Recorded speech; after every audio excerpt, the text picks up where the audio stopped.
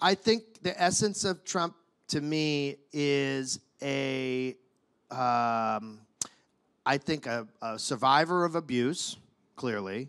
I think a very scared, self-loathing element combined with a brash and complete disregard for anything around them outside of the bubble of who they are. So when you combine the sort of childhood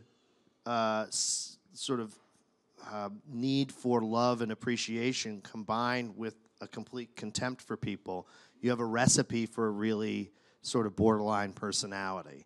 And so I think that people have suggested it might be an actual diagnosis of him, which is important. Yeah, I mean, it's so hard because, it's very hard without knowing, someone's psychology to really get into it. But I would say that most likely there is a borderline personality. There is probably somewhat of a histrionic personality disorder.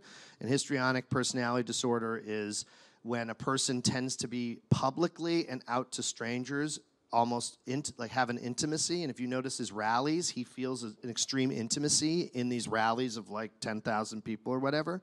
And also, this is a very interesting one, sexual inappropriateness with family members.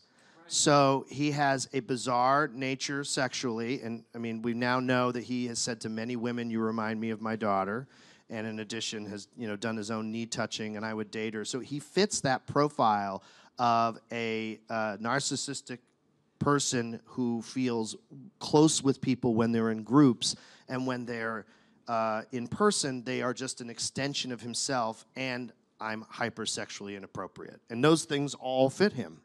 So that would be my armchair diagnosis.